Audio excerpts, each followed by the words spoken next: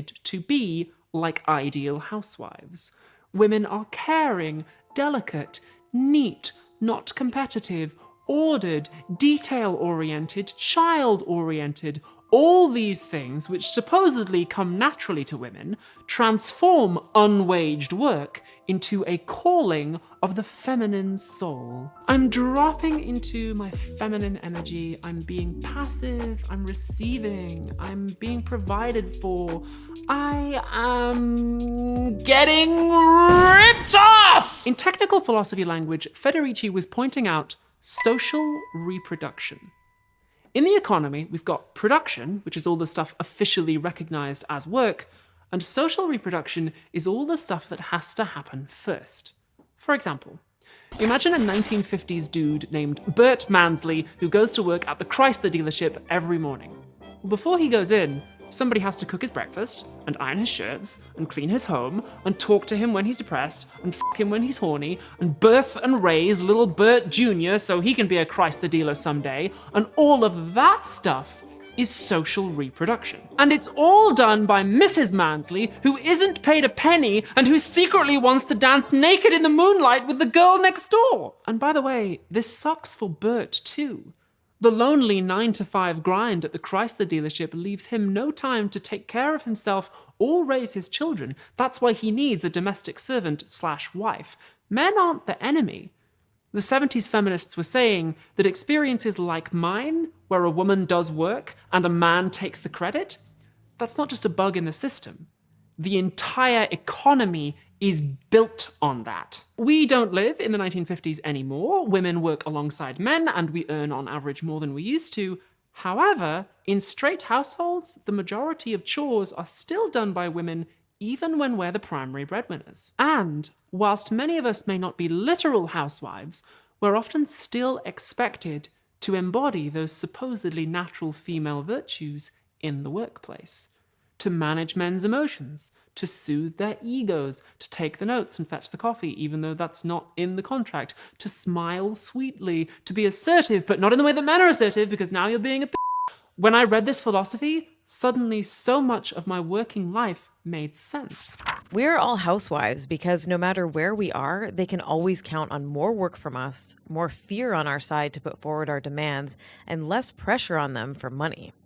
As is often said, when the needs of the waged labor market require her presence there, a woman can do any job without losing her femininity, which simply means that no matter what you do, you are still a The Oxford English Dictionary defines misogyny as, "Why are you reading the dictionary instead of bringing me a sandwich?"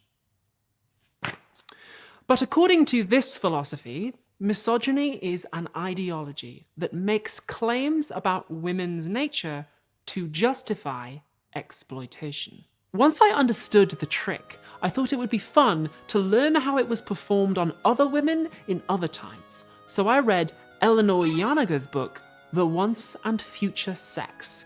She's a medieval historian, and she shows that women's nature has been claimed to be all sorts of different things down the centuries, and the claims can change so long as they justify the exploitation. You can even just make stuff up about women. The ancient Greek philosopher Plato said that women should be kept pregnant because otherwise the uterus would wander around the body. My uterus wandered so much it's entirely absent. Aristotle said women have fewer teeth than men, and this claim was repeated for centuries by medieval scholars.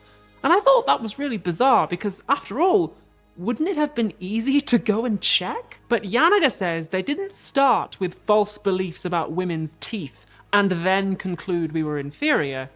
They started with the politics and invented facts about women's nature to justify it. And for a moment, I thought, well, thank God we live in modern times where we aren't so easily fooled. And then I realized, oh wait, yes we are.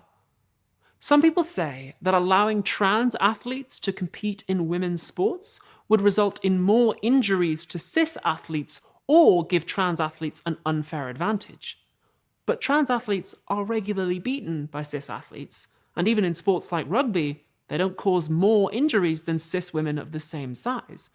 People say all sorts of things about testosterone and bone strength that are completely made up because they're doing the same thing. starting with the politics and inventing facts about women's bodies to justify it. We'll say a little bit more about women's sports later on. Indeed, trans people are a huge wrench in this whole patriarchal system. If Mrs. Mansley can become Mr. Mansley, then the idea of an essential female nature starts to look a little bit shaky. If Bert can become Berta and be happier for it, then the idea that women are inferior also starts to look shaky. If they can both become McSmansley, non-binary partners in love and communion, then who the f*** is going to work at the Chrysler dealership? Take it from me. Never let anyone tell you what's in your nature. The Wages for Housework campaign was, and still is, a provocation. An invitation to realize that social constructs like woman are also economic constructs. What is a woman? A scam invented by the Chrysler Company to get free labor. A scam that I fell for when that man stole my work. Now, as you can see, I am a posh white lady, which means that my experience of misogyny is completely universal. It's actually the same for all women everywhere, which is really convenient for me. I'm kidding. As much as it sucked having my work ripped off, I knew that I wouldn't even be in that position if I couldn't afford to do some amount of unpaid work. And my race and class definitely impacted that. Women of colour tend to get lower paid, less prestigious jobs when they can find employment at all, and therefore are more likely to live in the kind of poverty that means they don't even get to the stage where a man steals their writing. I read some legal philosophy from two scholars, Kathy Scarborough and Kimberly Crenshaw, and I learned that the Bert Mansley kind of marriage, where the man goes off to work and the delicate wife stays domestic, that was mainly a white people thing. Black women have historically worked outside the home in greater numbers than white women. White women are portrayed as naturally delicate, motherly, and chaste, but women of colour, and particularly black women, are portrayed as naturally aggressive, domineering, and hypersexual. So much so that Crenshaw points out when black women are raped, they are the least likely to be believed, and also the sentences are usually less than for white women too.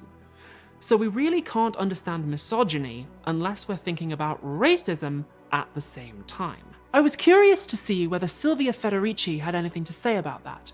So I read another book by her, Caliban and the Witch, which is all about the witch hunts in medieval Europe and North America. I learned that in some pre-colonial societies, indigenous women had power over religion and economic production, and some led anti-colonial resistance movements. So when colonizers came along with their mission to destroy those societies and steal their resources, they had to break the power of women. And how do you do that? Start hunting for witches. The charge of devil worshipping played a key function in the colonization of the American Aboriginal population. In the New World, witch hunting was a deliberate strategy used by the authorities to instill terror, destroy collective resistance, silence entire communities, and turn their members against each other. It was also a strategy of enclosure, which, depending on the context, could be enclosure of land, bodies, or social relations. As well as achieving the practical aims of colonization, witch hunts also tried to justify it. Defining the Aboriginal American populations as cannibals, devil worshippers, and sodomites supported the fiction that the conquest was not an unabashed quest for gold and silver, but was a converting mission. It also removed, in the eyes of the world and possibly of the colonizers themselves, any sanction against the atrocities which they would commit against the Indians, thus functioning as a license to kill regardless of what the intended victims might do.